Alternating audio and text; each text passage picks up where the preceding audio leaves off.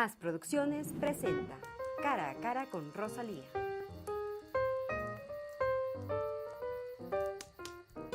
Bienvenidos, queridos amigos, a este nuevo programa en el que hablaremos sobre un tema del que se ha especulado, se ha hablado mucho en los últimos tiempos, pero que a veces no se conoce a profundidad.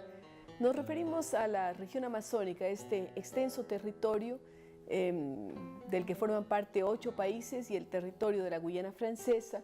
Se habla de 7 millones de kilómetros cuadrados de la cuenca del río Amazonas, 7 millones y medio del bioma amazónico. Y hemos querido empezar el día de hoy hablando con un experto, un historiador. Se trata del doctor Octavio de la Torre. Octavio de la Torre es una de las figuras más reconocidas en materia de historia de las Islas Galápagos y también de la Amazonía ecuatoriana. Cursó estudios en la Universidad Católica de Quito, en el Woodstock College de Maryland y en el Boston College de Massachusetts. Y allí obtuvo un título de máster en Educación e Historia. Una de sus obras más reconocidas se titula La expedición a la Canela y el descubrimiento del Amazonas. Bienvenido a nuestro programa, doctor de la Torre. Y queremos comenzar por allí, por este libro que usted hace de El país de la canela y el descubrimiento del Amazonas. Muchísimas gracias, doctor, y feliz saludos también a toda la audiencia.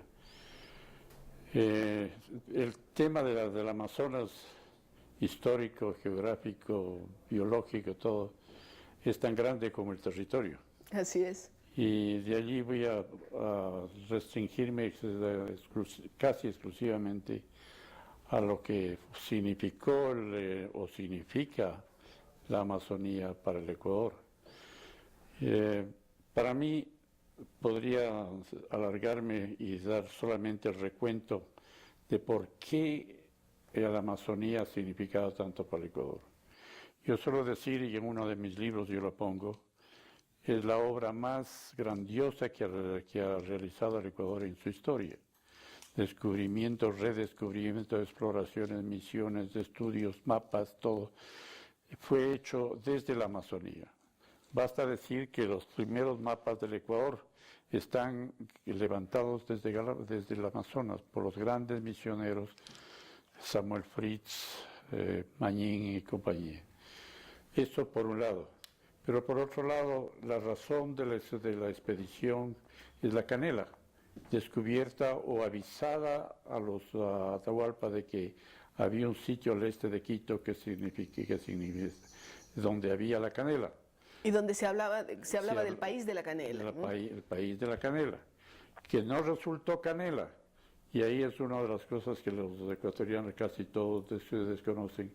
La expedición a la canela no descubrió propiamente la canela, descubrió, y voy a dar la noticia más simpática, descubrió el espingo, que tiene olor a la canela, tiene el sabor a la canela, pero no es la clásica canela. El que le usamos para los dulces, para las aguas aromáticas, para una serie de cosas, el espingo. La colada morada sobre todo. La colada morada, así es. Pero luego las expediciones y todo el atractivo del Ecuador hacia el Amazonas en el siglo XVI y XVII entusiasmó tanto al Ecuador que voy a leer un texto de uno de los grandes historiadores españoles que tiene un libro sobre todo sobre el Amazonas, es Ladislao Gil Munilla, y dice solamente esto, que refleja todo lo que significa para nosotros, o significaba para el Ecuador y para Quito sobre todo. Quito fue el último reducto del espíritu español de la Edad de Oro. Mientras el resto de América se entregaba a las expediciones de minas y encomiendas, Quito soñaba en la conquista y evangelización del Amazonas hasta el Atlántico. Los misioneros y expedicionarios de Quito están pidiendo, y tengo los textos, uno de ellos aquí, en que piden al rey que por favor dé a los derechos de Quito que llegaban hasta el Atlántico. Si es que era el único país que tenía los dos océanos, Pacífico y el Atlántico. No le oyeron y hemos perdido gran parte. La expulsión de los jesuitas fue también dramática para... Después viene la evangelización, claro, las exploraciones. Hay un científico alemán radicado en el Perú que dice, Es imposible estudiar la historia del Amazonas sin prescindir de los historiadores jesuitas del Amazonas. Es algo, Así es. por eso digo, yo suelo decir el Amazonas, toda la historia del Amazonas, es la parte más grandiosa de nuestra historia. Todo lo que se quiso hacer allí. Claro, y nos dio gloria también el descubrimiento, porque sale una Exactamente. expedición desde El Quito. descubrimiento fue inicial, pero lo que vino después, aquí tengo unos cuantos Los volúmenes documentos, que tenía claro. listos para publicarlos hace algunos años con el gran historiador y arqueólogo Olaf Holm. 5 volúmenes de estos sobre la historia del Amazonas, pero solamente en documentación estaba destinado a 40 volúmenes, solamente documentación. El Ecuador se negó ya. Una obra magna, pero debería hacerse el esfuerzo de publicarse documentos Aquí tan están importantes listos para mañana, podrían llegar a la imprenta, pero ya me dijeron que ya al Ecuador ya no le interesaba el Amazonas, que me dolió tremendamente porque si el Amazonas ha sido parte de nuestra vida. Y es parte, inclusive ahora con todas las disminuciones territoriales, es más del 50% del territorio ecuatoriano, la región amazónica. La víspera de la firma del tratado con el Perú, yo daba una conferencia en la Cancillería y terminaba con esas palabras. Podremos perder unos territorios, pero no perdemos nuestra historia. Así es. Y la historia es grandiosa del Amazonas. Eso es desgraciadamente la incongruencia de nuestras mentes ecuatorianas, que olvidamos dónde están nuestras glorias. Que es parte de nuestra identidad tan importante. Luego, todo el descubrimiento de la riqueza del Amazonas, las minas que descubrieron los españoles en el suroriente y que ahora están tratando de redescubrir, la riqueza de los ríos, de las selvas, de las medicinas, de todo, el dorado que estaba radicado en el oriente también, o creían que estaba radicado en el oriente. Todo esto entusiasmaba a los ecuatorianos, sobre todo de Quito, o del Quito antiguo, mucho más general, pero de explorar el Amazonas como era el sitio del verdadero dorado, era la Amazonía en general. Y de ahí que varios de los misioneros piden, como acabo de decir, de que los derechos de Quito debían llegar al Atlántico. Cosa que no se ha cumplido, pero al menos sí tiene que primar una preocupación por una zona que no significa solamente historia, no significa riquezas en cuanto a minería, etcétera, pero los recursos naturales, la propia diversidad cultural que existe allí con seres humanos que viven, pueblos enteros. La cultura o el carácter de Quito se formó en gran parte mirando al Amazonas. Y después se perdió esa mirada. Después perdió esa mirada. ¿Cuándo perdimos la mirada al Amazonas? Y aquí es una parte histórica y se puede decir, cuando creció Guayaquil.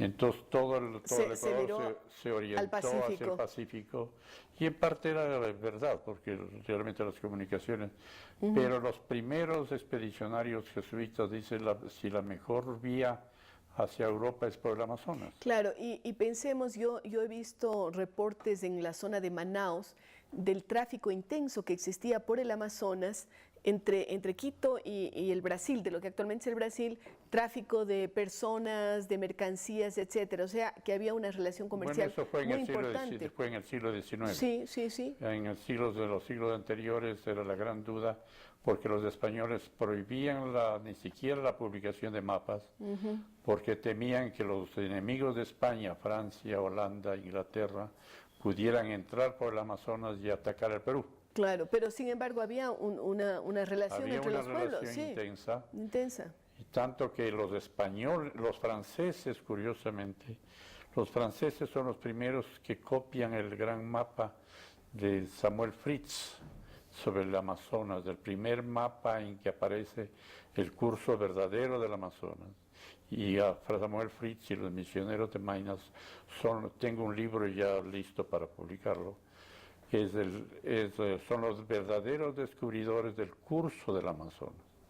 Anteriormente se creía que el Amazonas era un río que iba casi hasta Lima y hasta Buenos Aires. No sabían exactamente, y son los misioneros, sobre todo Samuel Fritz, el que descubre el curso verdadero de allí. Y de ahí el entusiasmo de Quito, de que todo el mundo quería ir a explorar, como si el Amazonas estuviera aquí a la vuelta. detrás de la Ahora, cordillera. estudios hechos por investigadores brasileños demuestran que el Amazonas es más largo que el Nilo, si se toma en cuenta los orígenes, ¿no? Las altas montañas. Sí, ¿Qué dice usted? de hecho, sí, porque lo que se conocía era, y depende también de cómo se toma Se hace la las medición, raíces, claro, las raíces, sí. Samuel Fritz y los primeros misioneros decían de la laguna en el Perú, y de ahí eran las fuentes del Amazonas. Pero otros misioneros, Acuña, por ejemplo, de Quito, creía que el verdadero Amazonas comenzaba en Quito y recorría el Napo y se unía al río Marañón, que venía del sur.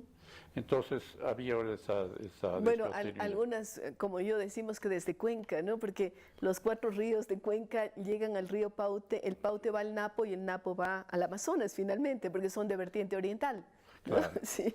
Pero entonces viene el que dio la primera pauta de que el Amazonas comenzaba en estas lagunas del Perú fue Samuel Fritz, precisamente. Pero después de haber recorrido, es un gringo alemán, pero debió ser una fortaleza increíble. Se recorrió para reclamar los derechos de Quito y de España con un grupo de indios omaguas desde el Río Negro. Río Negro recorrió todo el Amazonas, entró por el Ucayale y después claro, el otro afluente. subió la cordillera y llegó a Lima y creían que era un extraterrestre porque era rubio pero desgreñado. Con toda la mugre del viaje, Sí, pues, ¿no? y Sí. quemados, Claro. y con unos indígenas medio desnudos. Y creían salían corriendo porque era un gringo medio rubio, medio negro por el pelo y la quemada. Pero recorre 6.000 kilómetros para reclamar los derechos de Quito y de España. Qué extraordinaria historia. Nosotros nos quedamos con ganas de continuar escuchando al doctor Octavio Latorre, pero nos quedamos comprometidos para que en una próxima oportunidad sigamos desbrozando un poco de esta historia apasionante sobre el descubrimiento, el trazo, lo que significa para el Ecuador el gran río de las Amazonas, el río Amazonas. Muchas gracias, doctor de la Torre. Solamente quisiera completar algo.